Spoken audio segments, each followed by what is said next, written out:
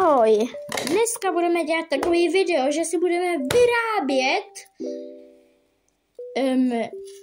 YouTube button. Asi už víte, že mám ty logo 10 odběratelů. Šílený, už mám 15 odběratelů. Ale dneska si vyrobíme YouTube button za 10 odběratelů. Budeme k tomu potřebovat nějakou krabičku, takovouhle.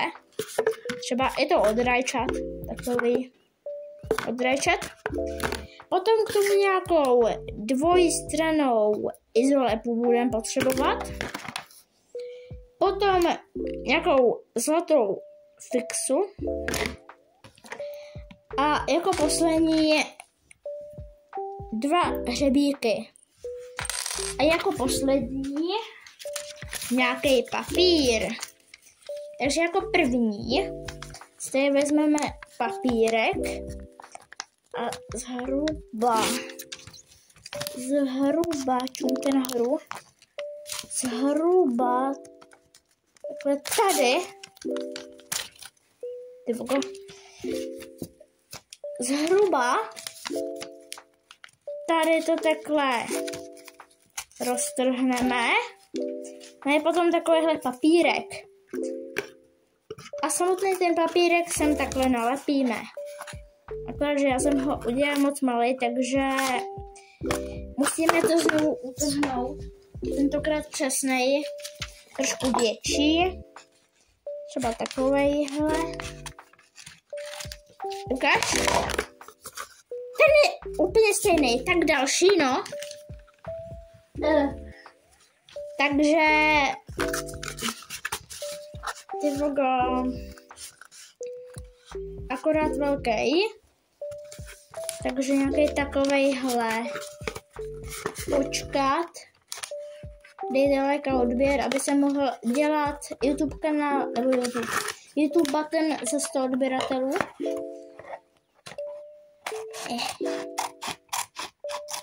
Tak, nějaká takováhle velikost, podle krabičky, já mám takovouhle.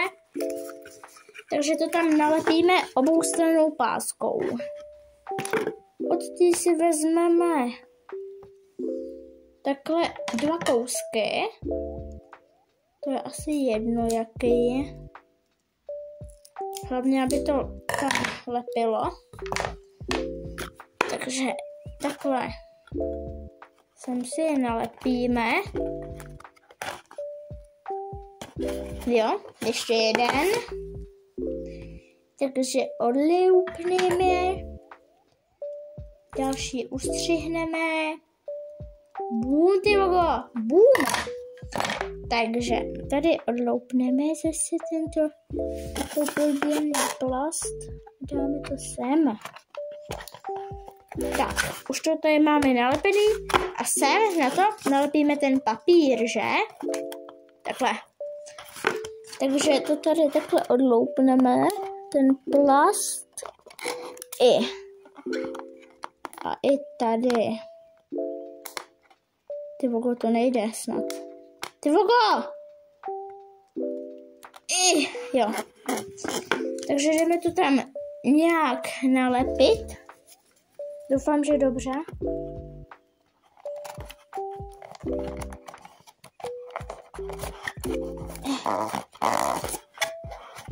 Genialita. A teďka si to ještě přiděláme tady touto páskou.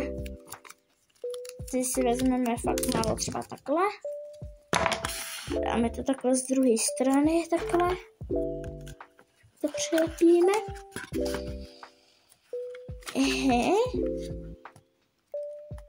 Takhle. Takhle prostě to tam přilepíme. A to stejný i z druhé strany. Tak. A teďka tady to nastřihneme. Takhle sem zhruba. Takhle. Nastřihneme, ohneme. To i tady. Prostě jenom takhle ohneme a vrátíme. Jo, prostě to musíme trošku znížit ten průměr, tím musíme tedy ustřihnout tyhle ty. Tohle prostě takhle. To taky ohneme. I tady. Takhle. Docela jsme snížili průměr. A teďka si krásně vezmeme hřebíčky. Akorát, že jako první tady potřebuješ izolepu mít úplně normální, tady papírová izolepa. Jednu jakou máš, já mám papírovou, protože se mi dobře stříhá rukama. Na tu izolepu si takhle, pozor, takhle nalepíš hřebíčky. Takhle každý jinak trochu. Takhle nějak. Takhle nějak to je. A to dáte tady takhle semhle, prostě takhle semhle. Ono by se tam dalo dát úplně všechno, ale já nemám nic jiného, takže tam dám hřebíky. A potom to bude takhle krásně rovně. Jo? A teďka si napíšeme různé blbosti, co tam mají být. Takže jako první tam má být logo YouTube. Takže logo YouTube uděláme trošku roztáhlý, protože by se nám tam normálně nevešlo. Takže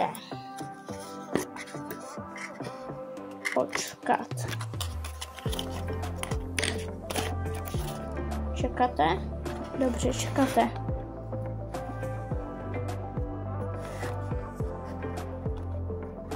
Tímhle s tím si to samozřejmě jenom vyznačuju.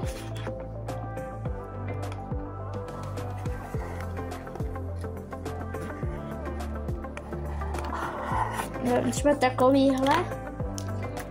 A teďka to samozřejmě obkreslíme touto krásnou věcí. Zlatou tuškou.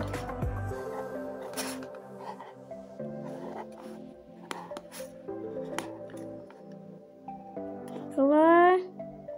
Takhle. Krása. Já vážně nevím, mi se to nelíbí, já jsem to udělala úplně odporně. Ne.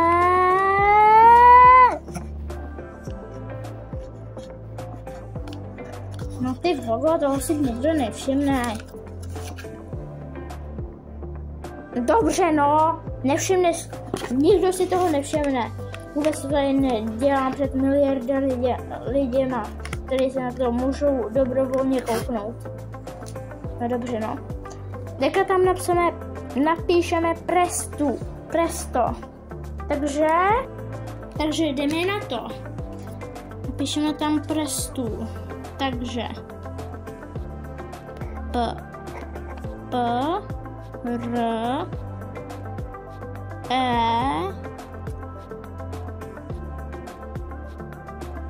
já tam napíšu normální S N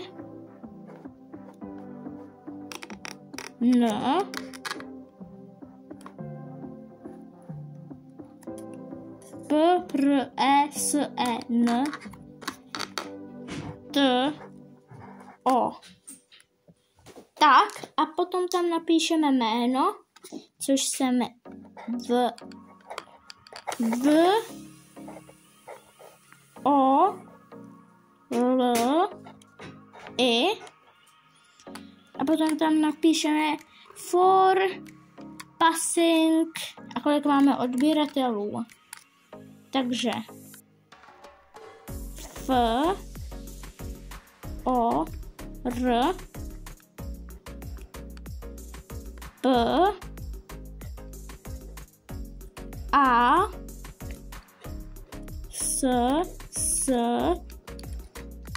I N G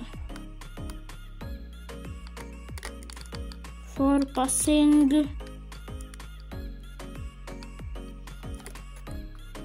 a 10 prostě kolik máme odběratelů. Já to dělám za 10 odběratelů. A kdyby někdo nevěděl, tenhle YouTube to neexistuje, proto si ho dělám. U B C R I B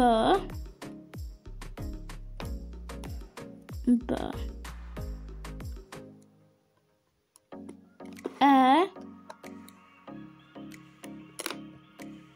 S. A teďka tady napíšeme jenom YouTube a logo prostě. Takže YouTube má nějaký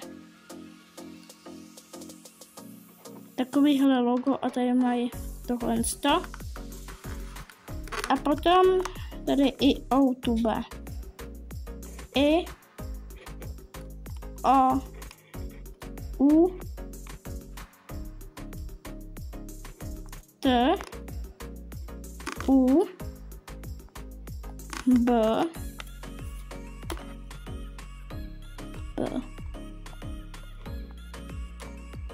E i YouTube. Napíšu tam moje E. Tak. A máme hotovo. Já jsem si dělal 2. Aby se mohl 2 vystavit. Takže tohle to bylo YouTube button za 10 odběratelů tutoriál. Tak ahoj. A dej like a odběr, aby se mohl vyrábět další YouTube button za 100 odběratelů.